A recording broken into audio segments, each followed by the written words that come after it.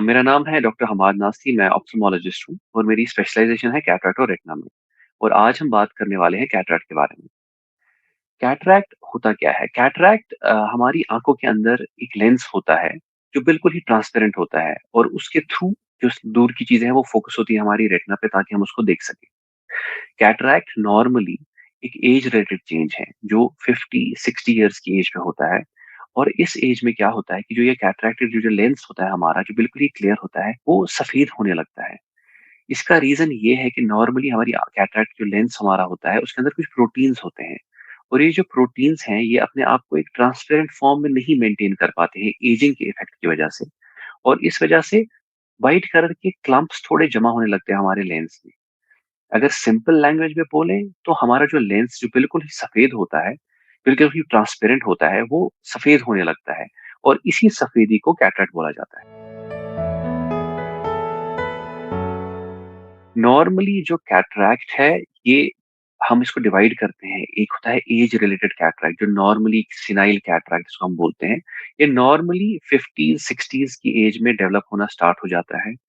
और दूसरा एक कैटरैक्ट होता है जो एटिपिकल कैटरैक्ट होता है। वो किसी एज में भी हो सकता है, वो बाय बर्थ भी हो सकता है, लेकिन बाय एंड लार्ज जो हमारा जो मोस्ट कॉमन कैटरैक्ट है वो 50-60s की एज में स्टार्ट हो जाता है। इसका सबसे बड़ा सिम्टम ये है कि आप इन पेशेंट का विजन ब्लर होना स्टार्ट हो जाता है। वो क्लियरली चीज़ें नहीं देख पाते हैं। दूर की कोई चीज़ होगी वो साफ नज़र नहीं आती है। दूसरी एक चीज़ ये होती है कि उनको ग्लेयर होता है। ग्लेयर का मतलब ये है कि जब सामने से अगर कोई लाइट पड़े उनकी आँखों पे, उनका अचानक पूरा ब्लैक आउट हो जाता है। वो कोई भी चीज़ साफ, स्पेशली ड्राइविंग के वक़्त ये इफ़ेक्ट होता है। वो कोई भी चीज़ साफ तरीके से देख नहीं पाते हैं। दूसरी चीज़ जो इफ़ेक्ट होती है वो कंट्रास्ट सेंसिटिविटी इसमें इफ़ेक्ट होती है। 2 कलर्स डिफरेंट कलर्स को डिफरेंशिएट नहीं कर पाते हैं वो अच्छी तरह से। और धीरे-धीरे ये प्रोग्रेस होता जाता है। वो हर एक चीज़ उनको धुंधला-सा नज़र आने लगता है। और इस हद तक ये जाके इंक्रीज़ होने लगता है कि अल्टीमेटली इंसान पूरी तरह से ब्लाइंड हो जाता है इसकी वज़ह से। नॉर्मली कैटरैक्ट का सबसे बड़ा रीज़न तो ऐज है। ये एक एजिंग प्रॉब्लम है, जो हर किसी को फेस करनी पड़ती है, किसी अलग-अलग मिकदारों में, लेकिन हर किसी को ये फेस करनी पड़ती है। हाँ, ये देखा गया है कि जो लोग ज़्यादा टाइम बाहर धूप में स्पेंड करते हैं या यूवी रेडिएशन जहाँ ज़्यादा होती है, जैसे कि अगर हम सेंट्रल इंडिया में देखेंगे, वहाँ ये ज़्यादा पाया जाता है। नॉर्थ इंडिया में इसकी इंसिडेंस कम है। इसका मेजर रीज़न ये है कि यूवी रेडिएशंस जो ज़्यादा होती हैं, जो धूप में ज़्यादा लोग टाइम स्पेंड करते हैं, उनको थोड़ा जल्दी हो जाता है। लेकिन असल कॉज़ इसका जो नॉर्मल हमारा सिनाइल कैटरैक्ट है, असल कॉज़ उसका सिर्फ़ और सिर्फ़ ऐज है। एटिपिकल कैटरैक्ट्स जो होते हैं, जिनको हम एटिपिकल कहते हैं, उसका रीज़न कभी आँख में चोट आने की वज़ह से हो सकता है, कोई आँख के अंदर के इन्फेक्शन की वज़ह से हो सकता है। ये इस तरह की चीज़ें हुई, उसको हम कॉम्प्लिकेटेड या एटिपिकल कैटरैक्ट कहते हैं। लेकिन by and large it is एक एज रिलेटेड चेंज है, जो किसी 50s-60s में ऑलमोस्ट हर किसी इंसान को कुछ किस मिकदार में एक पर्टिकुलर अमाउंट में होता ही है। बच्चों में भी कैटरैक्ट पाया जा सकता है। जब जो कैटरैक्ट जो बच्चों में होता है इसको हम डिवाइड करते हैं 2 कैटेगरीज़ में। एक कैटेगरी होती है कंजेनाइटल कैटरैक्ट। कंजेनाइटल कैटरैक्ट एक ऐसी चीज़ है जब बच्चा पैदा होता है उसको ऑलरेडी कैटरैक्ट डेवलप हो गया होता है। इसके मेजर रीज़न्स जेनेटिक म्यूटेशंस होते हैं या फिर इसका रीज़न होता है अगर जिस टाइम पे बच्चा माँ के पेट में होता है, अगर मदर को कोई इन्फेक्शन होता है जैसे कि रूबेला इन्फेक्शन होता है, उन कंडीशंस में ये बच्चे को कैटरैक्ट डेवलप हुआ होता है और वो पैदा होते हुए जब पैदा होता है उसको कैटरैक्ट ऑलरेडी बना हुआ होता है।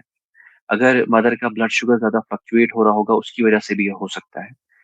दूसरा आता है juvenile cataract. Juvenile cataract early age group में होता है, छोटे बच्चों में डेवलप होता है। उसमें काफ़ी सारे रीज़न्स होते हैं, इन्फेक्टिव रीज़न्स हो सकते हैं उसमें, कोई मेटाबॉलिक डिसऑर्डर्स होते हैं बच्चों को या और कोई बीमारियाँ जिसकी वजह से ये हो सकता है और ट्रॉमेटिक जिस तरह से बोलेंगे। बच्चों के अंदर स्पेशली जो कंजेनाइटल कैटरैक्ट होता है, अगर कोई बच्चा पैदा होगा और उसका बिल्कुल फुल कैटरैक्ट होगा, बहुत ज़रूरी है कि उसकी सर्जरी बहुत ही ज़्यादा अर्जेंटली हो, क्योंकि अदरवाइज़ उसकी आँखें डेवलप नहीं हो पाती हैं और फिर आगे जाके अगर हम सर्जरी करें भी तो बहुत फ़ायदा नहीं होगा उस चीज़ से।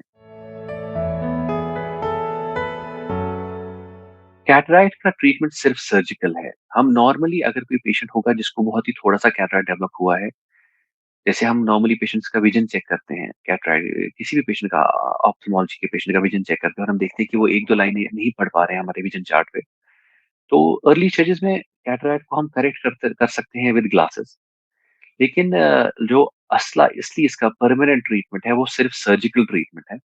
सर्जिकली कैटरैक्ट को पूरी तरह से करेक्ट किया जा सकता है। इस कैटरैक्ट को बाहर निकाल के एक आर्टिफिशियल लेंस इम्प्लांट किया जाता है आँख के अंदर, जिससे ये पूरी तरह से करेक्ट हो जाता है। डिफ अलग-अलग लोगों की अलग-अलग ज़रूरतें होती हैं अगर हम कैटरैक्ट के बारे में बात करें। कुछ ऐसे लोग भी होते हैं जो बहुत ही ज़्यादा एक्टिव लाइफ़स्टाइल में होते हैं, जिनको ड्राइविंग भी करनी होती है, उनका सिस्टम पे भी काम करना होता है। बहुत ही थोड़ा-सा कैटरेक्ट भी अगर डेवलप हुआ होगा, तो उनकी नॉर्मल डेली रूटीन में वो इंटरफेरेंस लाता है। इस तरह के लोग हैं जिनको थोड़ा जल्दी स कैटरेक्ट सर्जरी करनी पड़ती है। कुछ इस तरह के लोग होते हैं, जो रिटायर्ड होते हैं, बहुत ज़्यादा एक्टिव लाइफ़स्टाइल नहीं होता है उनका, उनको बहुत ज़्यादा तंग नहीं करता है कैटरेक्ट, उनके नॉर्मल रूटीन में। तो दे कैन वो वेट कर सकते हैं, वो थोड़ा डिले भी कर सकते हैं कैटरेक्ट सर्जरी। मोस्टली हम जहाँ पेशेंट्स को ये बोलते हैं कि अगर आपका अपना लाइफ़स्टाइल इफ़ेक्ट हो रहा है, आपका अपना रूटीन, डेली रूटीन इफ़ेक्ट हो रहा है इसकी वज़ह से, वो एक मौका है जिस टाइम पे हमें इसकी सर्जरी करनी चाहिए। नॉर्मली सर्जरी के बाद कुछ प्रिकॉशंस हैं जो हम हर एक पेशेंट को बहुत ज़रूरी है हम बताएँ, क्योंकि सिर्फ़ सर्जरी करना ही नहीं, सर्जरी के बाद के जो कुछ दिन होते हैं, लगभग हफ़्ता या 10 दिन उसके बाद, उस टाइम पे बहुत ज़्यादा ज़रूरी है कि लोग प्रिकॉशंस लें। पहला प्रिकॉशन जो हम हर एक पेशेंट को बोलते हैं कि आप पानी अपनी आँखों में नहीं डालेंगे 10 दिन के लिए, क्योंकि पानी में इम्प्योरिटीज़ हो सकती हैं और आपका जो आँख का हमारा जो जहाँ सर्जरी हुई है, वहाँ पर जो ज़ख्म होता है छोटा-सा, बहुत ही छोटा-सा है, लगभग 2.2 मिलीमीटर्स का एक इंसिजन होता है वहाँ से जहाँ से हम सर्जरी करते हैं। तो उसमें इन्फेक्शन हो सकता है अगर हम उसमें पानी डालेंगे, अगर उसमें कोई इम्प्योरिटी होगी पानी में उसके साथ। दूसरी चीज़ हम पेशेंट को बोलते हैं कि ज़ोर से अपनी आँखें रब नहीं करें, क्योंकि अगेन इंसिजन वहाँ पर होता है, वो कुछ हम नहीं चाहते हैं कि वहाँ पर जो हीलिंग प्रोसेस स्टार्ट हो गया है, वो रुक जाए उसकी वजह से। दूसरी चीज़ हम पेशेंट को बोलते हैं कि आप अपना सर ज़्यादा नीचे को नहीं झुकाएँगे, आप ज़्यादा झुकेंगे नहीं, जैसे माथा नहीं टेकेंगे आप। उसकी वजह से आँख पे प्रेशर पड़ सकता है और हमारा जो आईबॉल की हीलिंग है, वो डिले हो सकती है।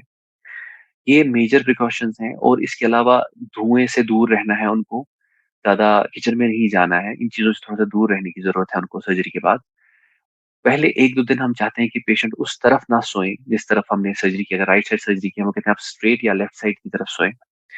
और अगर कहीं धूल है या आपको बाहर जाना है, तो आप ग्लासेस यूज़ कर सकते हैं। आप ब्लैक ग्लासेस या फिर व्हाइट ग्लासेस, थोड़े से बड़े प्रोटेक्टिव ग्लासेस यूज़ कर सकते हैं। मेजर और कुछ आई ड्रॉप्स हम देते हैं उनको डालने के लिए पेशेंट्स को, इसके बाद वो ज़रूरी है कि वो लगातार बिल्कुल शेड्यूल की तरह आई ड्रॉप्स यूज़ करें। यही मेजर चीज़ें हैं, चीज़ों का ख़्याल रखना पड़ता है। खाने-पीने में कोई प्रिकॉशन लेने की ज़रूरत नहीं है इसके बाद। मोस्ट ऑफ द टाइम वो अपना नॉर्मल रूटीन कर सकते हैं। वो एक जगह बिस्तरे में नहीं बैठे रहना है, लेकिन वो इधर-उधर जा सकते हैं, बाकी सारी चीज़ें वो कर सकते हैं। नॉर्मली 40 इयर्स के बाद हर एक इंसान को अपना आई चेकअप कराना चाहिए। 40 इयर्स के बाद आँखों के अंदर कुछ डिसीज़ेज़ हैं जो चांसेस होते हैं डेवलप हो जाएँगे। बहुत ज़रूरी है कि 40 के बाद after 40 years once in a year अपना चेकअप कराएँ। स्पेशली अगर आपको लग रहा है कि आपके विज़न में कोई भी प्रॉब्लम है, तो और भी ज़्यादा ज़रूरी है कि आप मेडिकल अटेंशन लें, सीक करें। आप जाएँ डॉक्टर के पास, आप देखें, वहाँ देखें, चेकअप कराएँ अपना कि क्या प्रॉब्लम है आपकी आँखों में।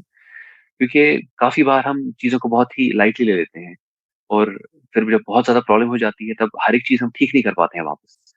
तो बहुत ज़रूरी है कि वो 40 के बाद वन्स इन अ ईयर 1 साल में 1 बार में चेकअप कराएँ अपनी आँखों का।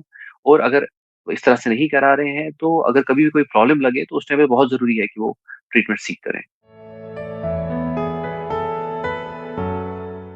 कैटरेक्ट का कोई प्रिवेंशन नहीं है। ये हम अक्सर पेशेंट को इस तरह से समझाते हैं, जिस तरह से इंसान के बाल सफ़ेद हो जाते हैं, उसी तरह से आँख का अंदर का जो लेंस है, वो भी सफ़ेद होना स्टार्ट हो जाता है। आप इसको रोक नहीं सकते हैं किसी भी चीज़ से। ये एक ऐसी चीज़ है जो चलती ही रहेगी और इंक्रीज़ ही होती रहेगी और ये प्रोग्रेसिव चीज़ है, ये इंक्रीज़ होती रहेगी।